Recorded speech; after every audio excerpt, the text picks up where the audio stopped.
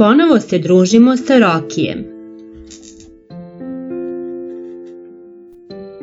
Ovoga puta Roki želi da upozna Srbiju.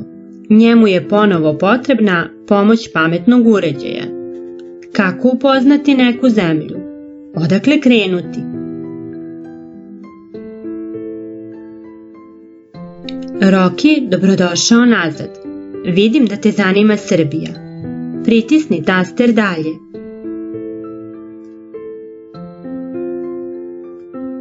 Za upoznavanje jedne zemlje najbolje je krenuti od njene prošlosti. Srbija ima jako bogatu istoriju. Siguran sam da će ti biti zanimljivo jer na tvojoj planeti nešto slično nećeš naći. Stanovnici zemlje svoju prošlost čuvaju u muzejima. Šta su to muzeji?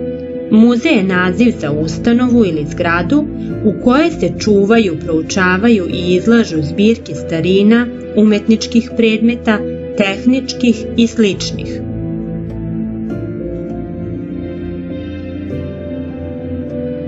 Svaki predmet koji se prikazuje, odnosno izlaže u muzeju, naziva se eksponat. Roki, na fotografijama možeš videti neke od muzeja u Srbiji. Tu je muzej Vuka i Dositeja u Beogradu, muzej grada Novog Sada, muzej Vojvodine. Ako te je ova priča zainteresovala, pritisni taster dalje. Kako delimo muzeje? Muzeje delimo prema predmetima koji se u njima prikazuju. Tako postoje naučni muzeji, to su oni koji su istorijski, prirodnjački, tehnički, vojni, školski ili pomorski muzeji. Sa druge strane postoje i umetnički muzeji. To su oni koji sadrže zbirke slika, skulptura, grafika i objekata primenjene umetnosti.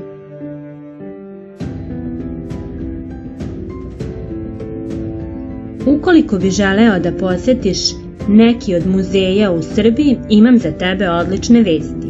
Poklanjam ti ulaznicu. Upoznaj Srbiju da bi je voleo. Ova ulaznica važi samo za učenike srpske škole u Hesenu i za robota Rokija. Kada preko telefona ili pametnog uređaja učitate ovaj kod, on će vas direktno odvesti u obilazak muzeja. Uživajte i obavezno javite svoje utiske.